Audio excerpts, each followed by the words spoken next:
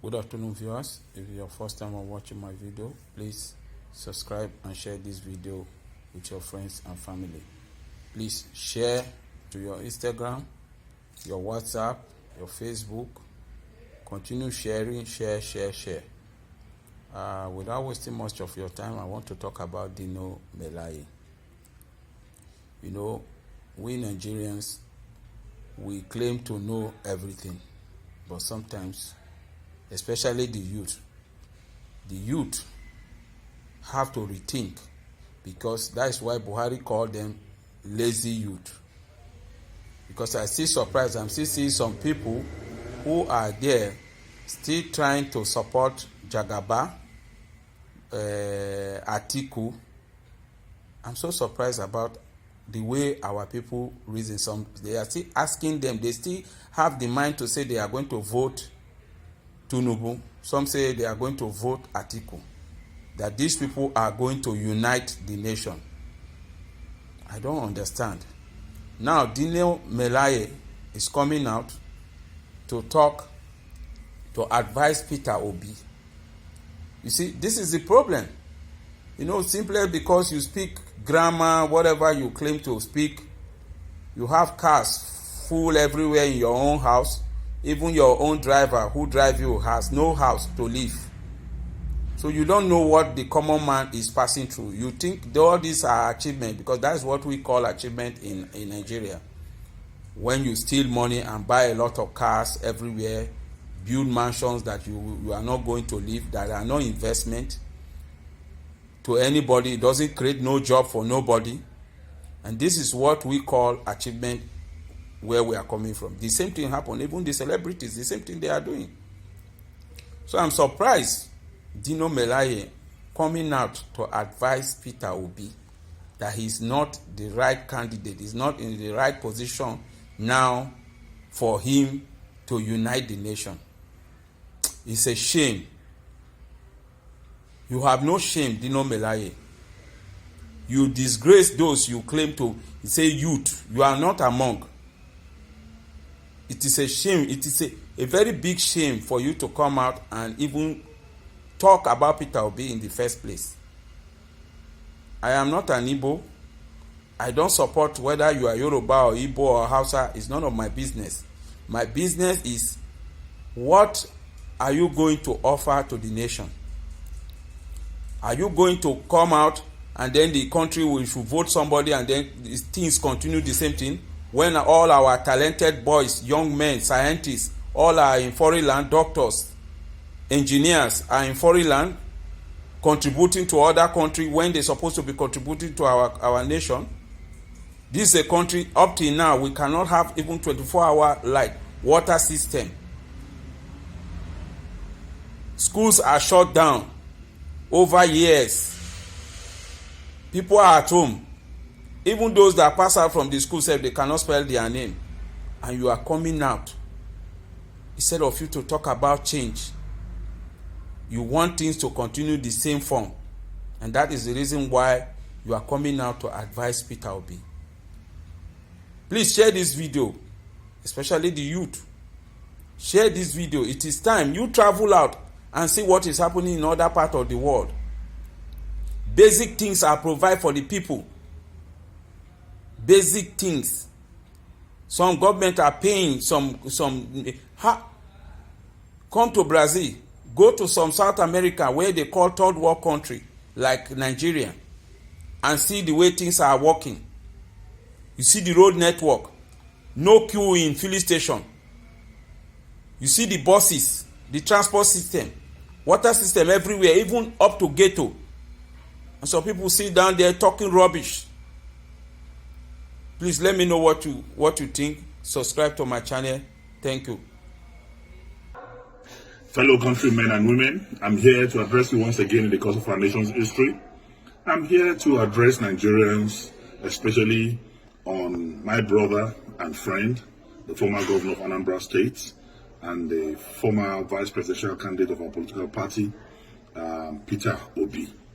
Peter Obi is one of the finest Nigerians who is intellectually mobile and administratively sagacious. He's a great Nigerian And by the grace of God, he has the potential of being a great president in the nearest future.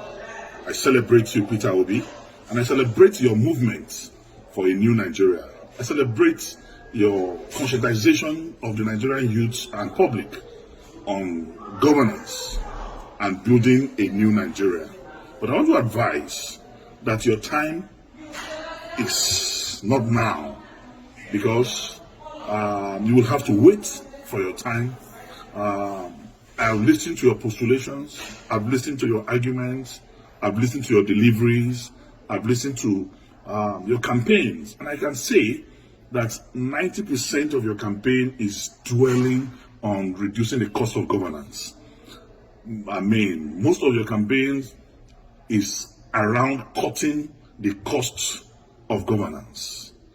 And I want to tell you that the problem of this country is beyond just cutting the cost of governance. The problem of this country is beyond reducing the cost of governance. I'm not saying that it's deceptive, I'm not saying it's pretentious, but I'm telling you that it is less than 1% of our national problem. Beyond cutting the cost of governance, and I want to say that cutting the cost of governance, you don't need to be a president to cut the cost of governance. If you have a very effective Minister of Finance, you have a very effective Minister of Budget and Planning, you have a very effective CBN governor, you can cut governance. You have a very effective chairman of the economic team. You can cut governance with the cooperation of a president. But I want to say that that is not our major problem today in this country. What we need today in Nigeria is to unify this country.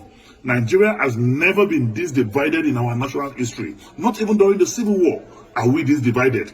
There is no trust between the North and the South. There's no trust between the East and the North. There's no trust between the West and the South and the Southeast. So we need one character who have the capacity and capability to unite us together as a nation first. Because we need to first believe in ourselves as people. We need to believe in our unity. We need to believe in our togetherness even before we can make progress. Because without unity there can be no peace, and without peace there can be no development. So first, we need a unifier. Who can unify this country? Today I want to ask sincerely, Peter Obi and his supporters, can Peter Obi be trusted by a typical Katsina man or somebody from the northern part of this country? Can he be trusted as an Igbo man by Middle Belters, by core northerners? The answer, in every sincerity of purpose of heart and commitment, is no. So we need one Nigeria who is going to be trusted by every part of this country, who the North will believe in, who the South will believe in. And that person, without blinking my eyes, is Atiku Abubakar, who, when it was dangerous for any northerner to talk about the issue of devolution of powers, when it was dangerous for any northerner to talk about the issue of restructuring, he did, with every boldness in him. Today, Atiku Abubakar married a Yoruba man, have Yoruba sons. Atiku Abubakar married Igbo woman, he has Igbo children. Atiku Abubakar married Hausa woman, he has Hausa children. Married a Fulani woman, he has Fulani children. He's a pan-Nigerian, he's a true African Nigerian man. Only him, among those who are candidates of presidential, who are candidates of any political party today, seeking for the presidency of this country, have the capacity and potential to bring us together as a nation. So I want to say, it is time for us to think. I encourage the crusade, the movement started by Peter Obi to continue. Move from campus to campus, move from community to community, move from one progressive group and organization from this country to another, to campaign for the new Nigeria that is to come, and be part of the movement of Atiku Abubakar to rebuild, to restructure, to reorganize, and reboot Nigeria as a country. We must speak the truth, and the truth is the truth. You are a great Nigerian. I salute your political and intellectual sagacity. You are one Nigerian that I know. Tomorrow, there's a space for you. But for today, let us forget the social media drama. Let us forget the diaspora euphoria. The truth of the matter is we need a unifier.